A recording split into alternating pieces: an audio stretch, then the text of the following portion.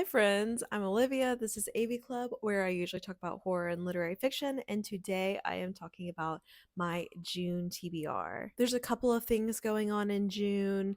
It is Pride Month. It is hashtag Read Caribbean Month. There are book clubs to discuss, so let's just get into it. The first book that I am for sure finishing this month is Death of the Author by Nnedi Okorafor.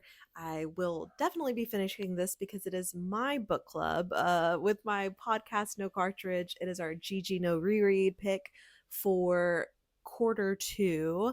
And so we will be recording this soon and it'll be out at the end of June. So, yeah. Pick this up if you would like to join along. We're also playing the game Split Fiction and looking at authorship in these two texts. So far, this book is really interesting, has a lot to say about academia and authorship.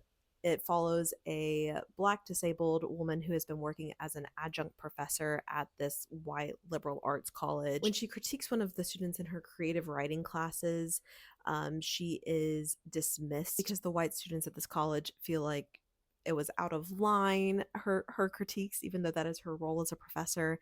So she is out of a job as an adjunct professor and decides now is the time that I'm going to write my novel, my science fiction novel. And that's where I'm at so far in the book. Very interesting, but I think that it turns into that she has a little bit of control on the world around her because of what she is writing in the book. So yeah, not too late to join us, and we would love to have you. We had a Discord. We did reading sprints last week. The reading sprints were so fun. Trevor, the other host of No Cartridge GGNoReread, was there, and he's worked as an adjunct professor and has much more experience as like a PhD in English than I have in that realm. So it was wonderful to have his perspective alongside the beginning of this book. So fun to do reading sprints, and I really hope that I get to do it again soon. A new Australian release that I hope to get to this month is Painting Portraits of Everyone I've Ever Dated. I think this is the only book that I bought new this year other than Death of the Author, and that is because this author, Joseph Earp, is someone that I've known online for a long time, and just so happened to come across that he's written a novel. Since I've been out of the Twitter game a while, I feel like I've lost track of some of the current events of people that I've been mutuals with for a long time. So I was really excited to find out that he'd published a book. It's described as a wry, tender, and funny debut novel about art and love and how the act of seeing lies at the heart of both. All Ellie Robertson has wanted to do since childhood is be a painter. Or all that's the easiest way to speak without actually having to say anything. But now she's turning 30, has had a major career win, and is only just realizing that she might have let some minor things slide. Like, for instance, working out how to love another human being. I've heard that it's very funny, bittersweet, poignant, all the things. So I'm excited to get to this. And I think this cover is really interesting. I don't really see too many all orange covers and like kind of like low contrast. I think it's a really pretty book. On the book club front, Roya at RG's Devilship has just launched a book club that's, I think, mostly being concocted over on Discord. I'll link her announcement video for that below because I'm really excited about it. I followed along with her reading club on Goodreads years ago, and this one is called Cult Alt Fiction, maybe. And this month's read is The Unworthy by Agustina Bazterrica. This was already on my TBR. I had just started on audiobook and realized like it was not the right time. Like I can't remember what I was doing, but it was just like not a good background listening thing. Like it needed a little bit more attention. And so I'm so glad that I have a reason to pick it up again soon and not just like leave it on the soft DNF area that sometimes happens.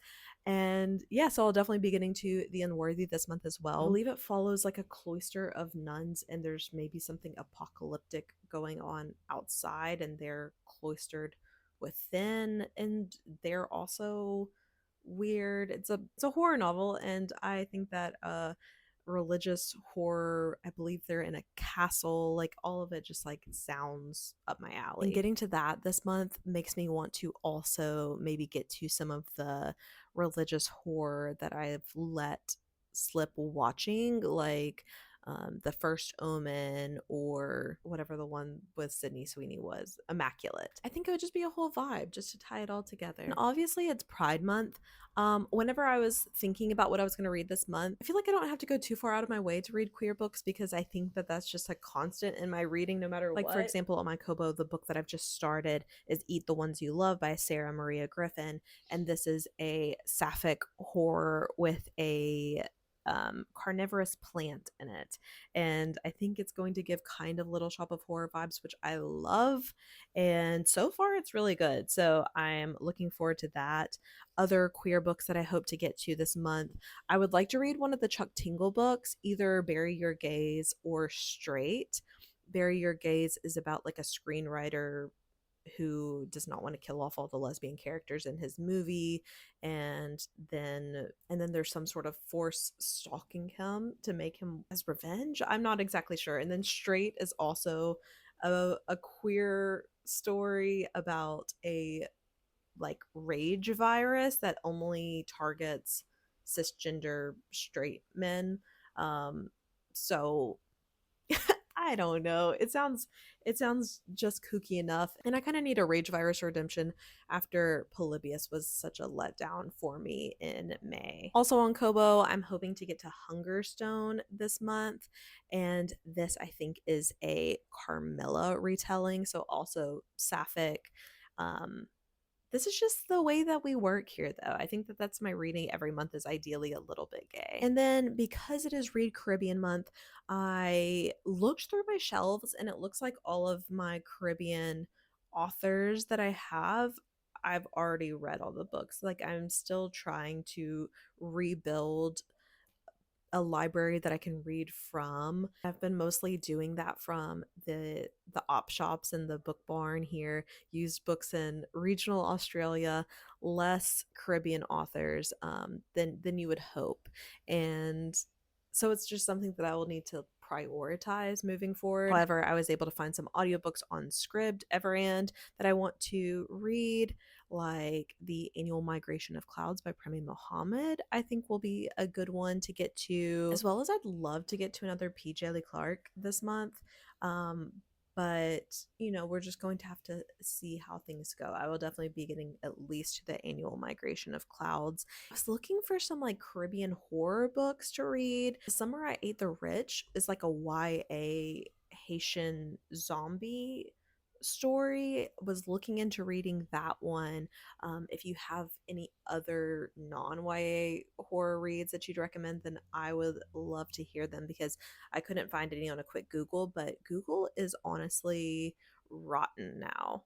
Rotten. It is so hard to find anything that you actually want to find now because of all the SEO gaming and etc. As well, I am going to definitely be getting to some recipes from my Caribbean vegan. This is Taymer Mason who wrote this. She used to have this incredible Instagram too, and then I think she kind of got out of the food game, which is a disappointment because this book is great. My favorite recipe that I've made so far, cuckoo and toefish recipe.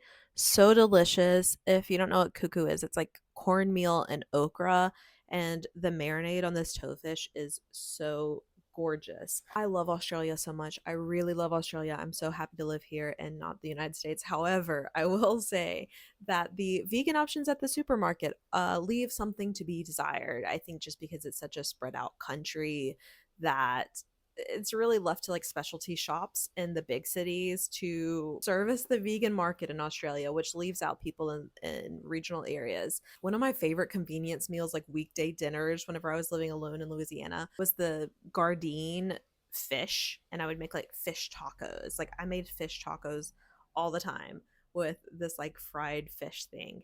And yeah, there's no vegan fish in the supermarket here, and so I would love to make like a fish and chips and learn how to make fish tacos again with like a delicious light batter, because I've never made that from scratch before. I'd also like to remake that toefish because I remember that being very, very delicious. I believe it's going to be a little bit harder to find the chilies that I need as well here, but we can substitute chili if we need to. I am sure that I will add in more books this month. I always add add in extra audiobooks as my whims take over. But that's everything that I have planned to read for this month. So please let me know what you're looking forward to reading this month. And if you've read any of these, if you're participating in Read Caribbean, I'd love to hear about what you're reading. Something that I can always use recommendations for. What queer horror you're reading this month, or, literary fiction, whatever. If you're participating in any book clubs that I should know about, let me know about that. I am all ears. I'm all ears for any kind of information. So yeah. So thank you for joining me today, and I will talk to y'all again soon. Bye.